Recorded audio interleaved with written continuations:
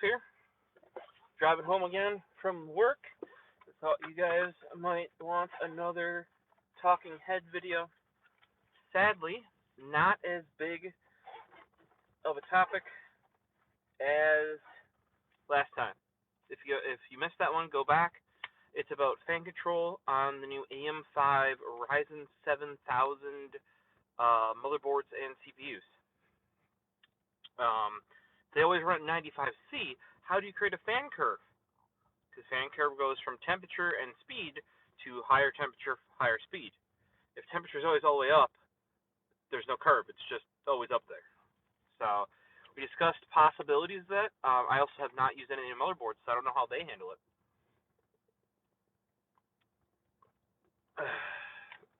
Yeah, I know it's like end of work, so I probably shouldn't be drinking a tea. But this is my preferred tea. Right there. It's now available on Amazon.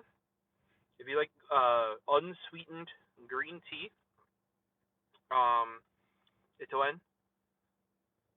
Oh, I thought I saw some movement there in the building that I just locked up.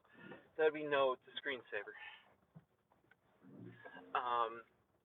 And I can get that stuff on Amazon. You can also get Pocari Sweat. I'll throw that down below as well. Alright, so now the other car is off the highway. And we've got nothing else to watch out for except for deer. Let's get talking there. You guys probably, as I was leaving town, got the old Game Boy vibes going. Back before it was backloading on the Game Boy Advance SP. As you're driving home at night, you just have the little lights off the light post to play your game on. I think that's why games like Pokemon, which are turn-based, work very well. So you get that little glimpse of light, do your thing. Oh, there it goes away again. It's not like playing Mario Kart, which loved on the Advanced and the DS as well. But back to the topic, or on to the topic, and that tonight is water cooling. And I think it is important. Like, and when we talk water cooling, we're not talking about all-in-one water cooling. We are talking about your full loop, open loop, custom water cooling. Okay. On many of these modern graphics cards, like I would say CPUs and graphics cards, all-in-one, if you're going to the top-end stuff, like a 360mm all-in-one cooler is the way to go.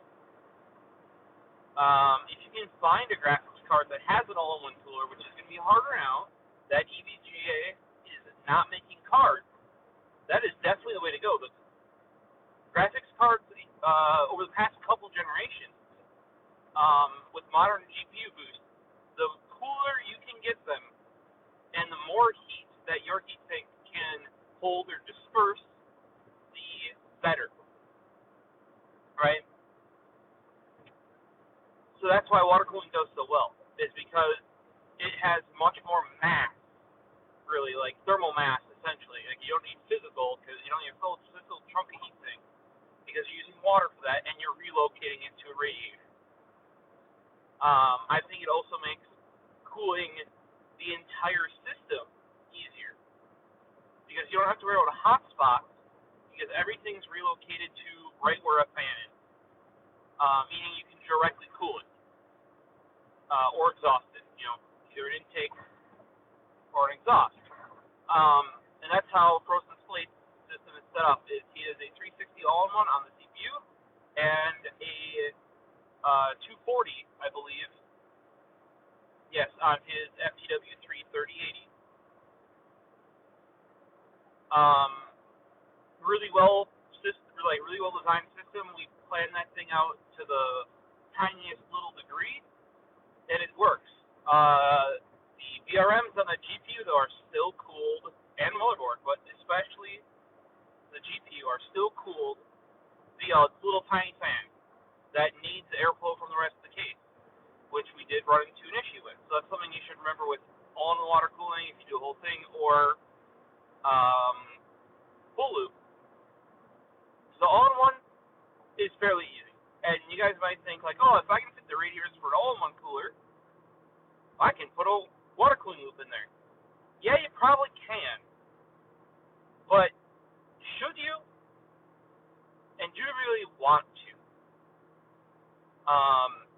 See, I would actually push for, as long as you know that your graphics card can deal with, like, its cooler is good enough to deal with the heat. I personally, having done water cooling before, multiple times, and you guys have probably heard me the past couple of months.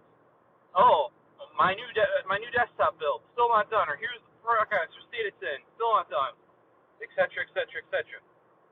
I'm literally using up some of my vacation next month to build it. I'm taking a week off. I really don't have any other reason to use that vacation.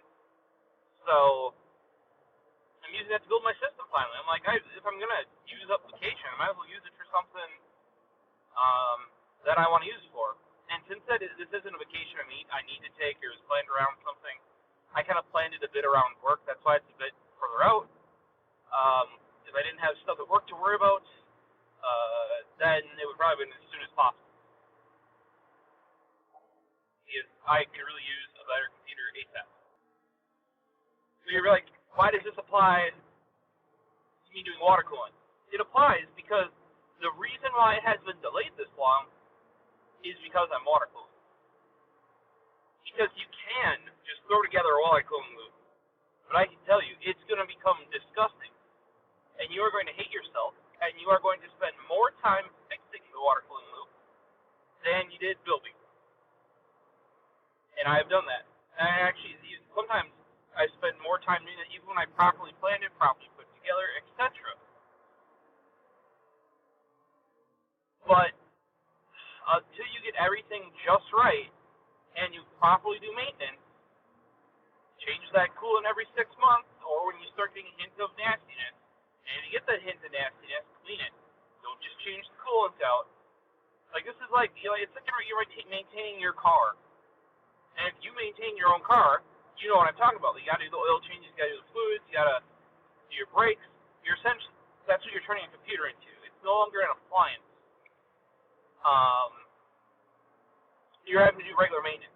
And, like, that's a big thing. Also, like, right now, I've had all the hardware, and it's been known good working for probably 3-4 months.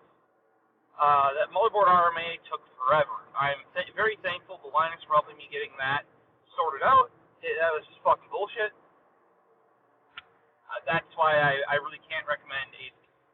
Literally, every time I've had an RMA motherboard, it's like, it's not even like pulling teeth. It's like getting a fucking, like, I don't know.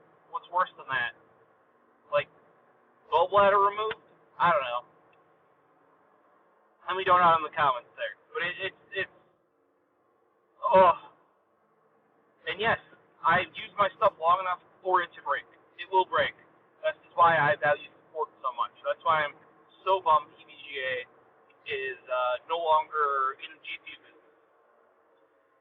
So I had that system built already, and I have even considered just, I have a Define 7XL as my server for the desktop. I could just buy a Define 7 and have it together tomorrow. With shit cable management, maybe the next day with good cable management. But I have my K-Slabs case that I've always wanted. Like, I wanted that specific. That case was designed for me. You know, I wanted it for that long. And I finally have it. You know what I mean? I feel like I should use it. I have all the water cooling gear from the last time. There's really no reason not to do it except for time. And there's a lot of time to it. You got to do the water blocks. You got to put it together. You got to leak test it. Like, a lot of people just show you doing a quick air leak test. I mean, yes, but no. You want to run that sucker for 24 hours with paper towels in it, with your pump powered externally. So you can get these little AC adapters that send out 5 volt and 12 volt to a Molex. You can adapt that to a fan connector. Just blew through a little town again.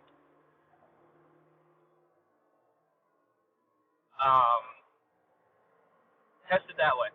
Make sure it's good for 24 hours. Really make sure you get the air out too. on like I have a top 480 and a front 360. That front 360, you gotta you gotta rock that thing to sleep like a little baby. You just, rock, rock, rock, rock. That's why I like crossflow rads. Crossflow rads, they cut down your amount of tubing you need because it crosses the whole case for you. You don't need to run all this tubing back and forth, up and down, and all that BS. I would be using them in the front of my case, but because I have the entire front filled with optical drives and hard drive hot swaps, I don't have room on the bottom for that barb. Or if I had room on the bottom, I would have room on the top, etc. Which is all about planning. I knew that previously because I had other radiators I could use for,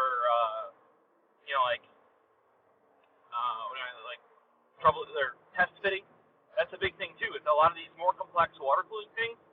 You're going to be doing test fitting. If it's your first time building in that case with that hardware, you are going to have to buy more hardware, even more delays. That even happens to us when we're building now with water cooling.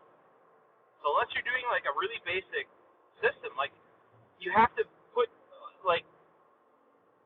you have to balance.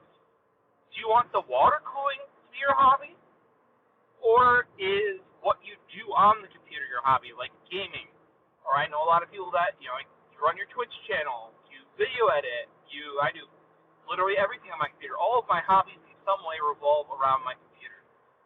I personally would much rather be doing that stuff than the water cooling. However, I've already invested the money, and I've had that taste. With my 2080 Ti, I've had that taste of the performance you get from water cooling. Holy crap. My 2080 Ti, my original one, actually not original, my original one was bad, was sent to Gamers Nexus because of the artifacting, because of the memory. The one that I got replaced by that was a, freaking golden sample. I had amazing benchmarks on that. I was within the top 50 with 2080 Ti, in that first, because it took the better part of 3 months, I want to say, to get it fully sorted out, to get myself a replacement, but within 6 months there, I want to say I was in top 50, just on water. Now, obviously, I fell way down. Also, I really don't like how the benchmarks nowadays, people can have multiple positions, which is, I know it's how an arcade cabinet works, but it's kind of annoying, because they're just buffering, filling up spots. And since it's been around longer, it's worth less money. People are a bit more risky with them. But, in the early days, it was up there. I also was not doing extreme overclocking, which a lot of those were. I was just on water, and I was pushing numbers as good as people running chilled water, or better in some cases. So I just had, this perfect sample. And all I did there was listen to Kingpin. He was saying on the 20 series, push your memory clocks, not your core clocks. So when you do the overclocking on GPU, you push your memory clocks, you push your core clocks, and then you have to balance it. Well, in this case, for 20 series, you wanted to push memory speed was more important than core speed. So I went as high as I could on the core, maintaining as much memory as I did, and you would kind of balance it the other way and see what's giving you the best numbers, best stability, etc. And once the thing was overclocked that way, it ran 1 month shy of 3 years, which is the warranty. This was a Founders Edition card through NVIDIA, and it ran 1 month shy of those 3 years, and it crapped the bed. I think it was Shroud right around that same time, within a week of that, his 2080 Ti died as well. It was only because somebody mentioned it to me on Twitter. I thought that was funny. And that's kind of how that works. Like I was saying with X99 motherboard on the other video, a buddy within the next weekend had the same funky thing where we had to buy off Flashback the board because it just wouldn't boot anymore. And his was also an X99 based system. So it's just, hardware ages, and, shit like that happens. With 2080 Ti, we only found that out because it was not putting up good numbers. Again, frozen flake 38, like at all. Like I can compare it, and this is why also you benchmark your systems, prior to overclocking, after overclocking, also later on down the line, if you think you're having issues, you're not putting up numbers you're supposed to be, well, you can compare it to what you know to be, like these are the best numbers.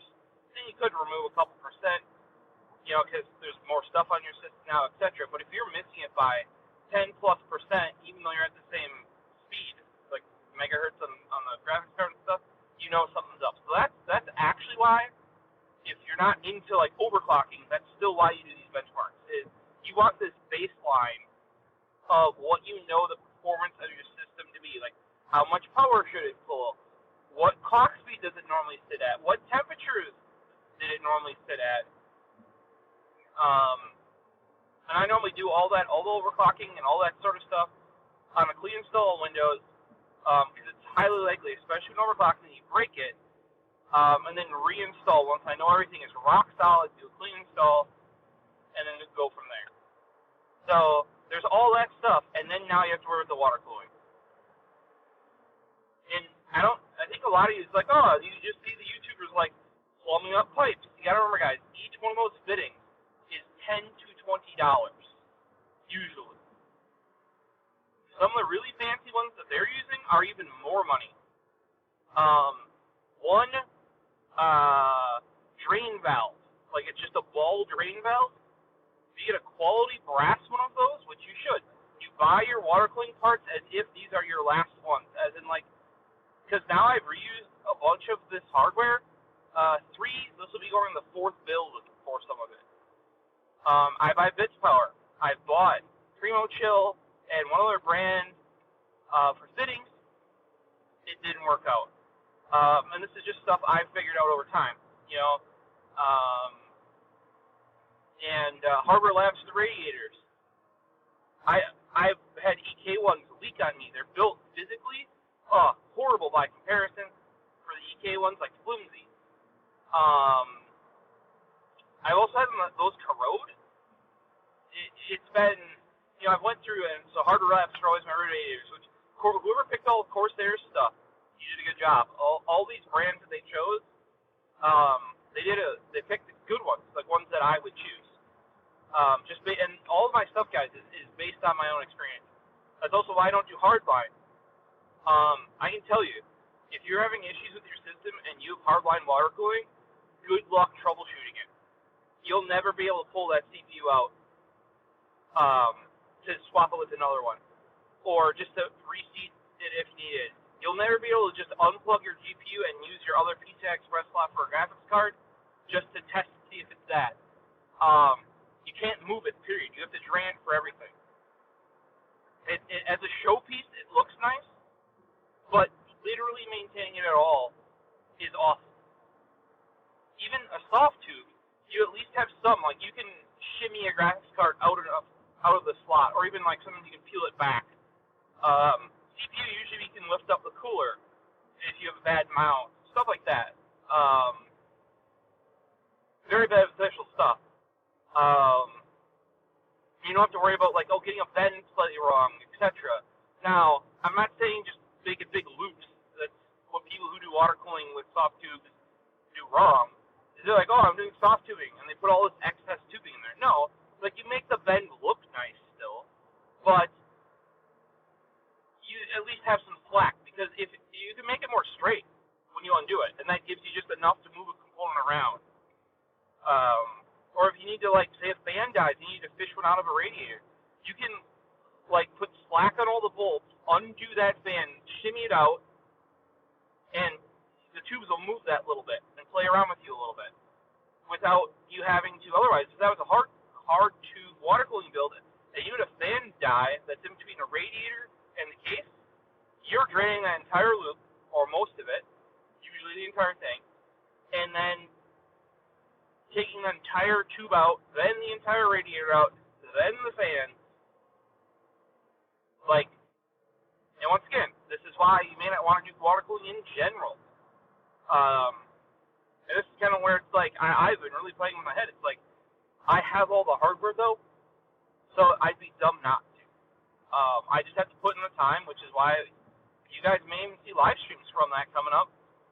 I'm putting in the time to get it done. I've also found ways, like, I never understood why draining a water cooling loop and cleaning it wasn't just as easy as changing the oil in your car. Think about it. Oil in your car, what do? Throw a pan under there, right? You undo the drain plug on your oil pan.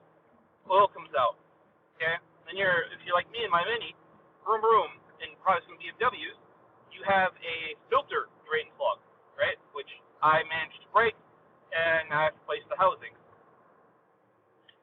But you drain the filter next, and then you take the filter off, have that drain out. Or sometimes yours is up top, then you don't have to worry about that. But once you get it drained out, you just tighten all that stuff back up, go to the top, fill it back up. Why isn't water cooling that easy? You know? I don't see why it can't be. But just having a drain port is not enough. Okay? And originally I only had a fill port. Actually, my original loop had nothing because the reservoirs were built into the radiators, and the pump was built into the block, like the CPU block. That's because I was fitting into an Air 540, a much smaller case with dual rads. So I picked like the hardest fucking thing to water cool first. At least full loop. I've done like single, just GPU or just CPU.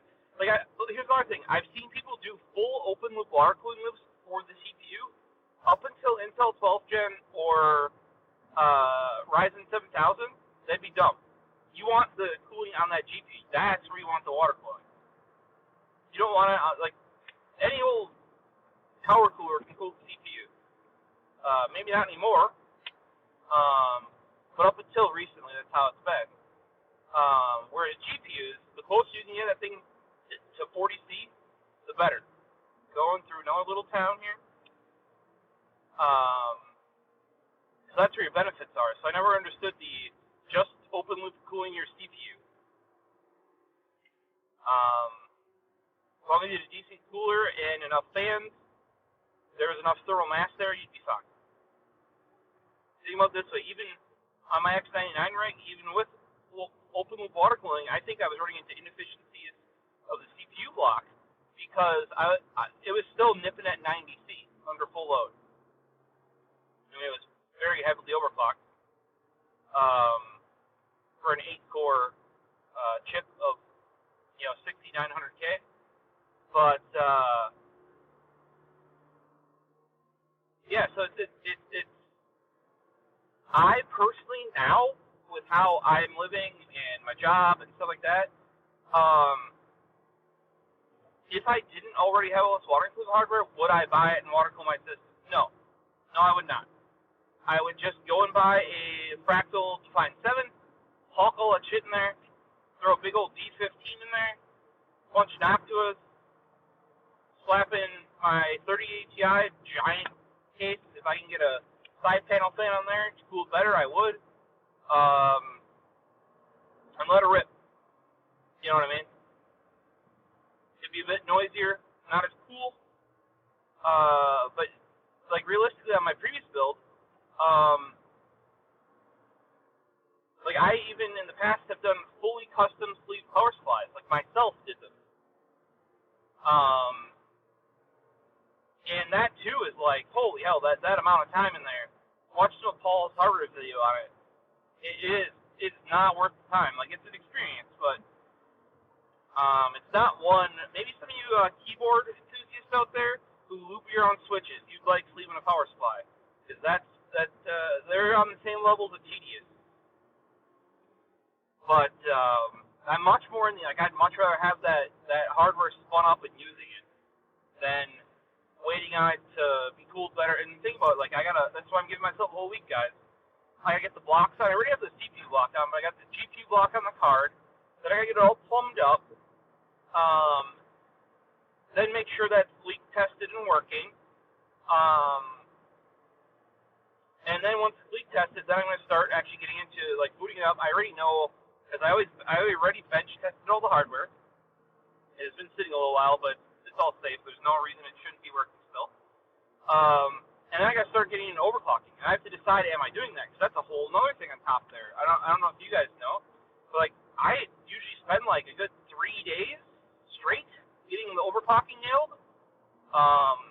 And maybe not like 8-hour days. It's usually after work. So you're spending like 2 to 4 hours a night for 3 days getting your overclocking nailed down. Because you got to do your CPU, then you do your GPU, and oh my gosh, like the auto overclocking now with NVIDIA has, like, I may not even bother because I know I cannot manually overclock a 5950 AMD, Ryzen 5000 5950X very well.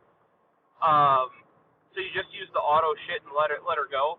It'll just be running at a nice cool temperature in the loop. I got Optimus blocks for everything.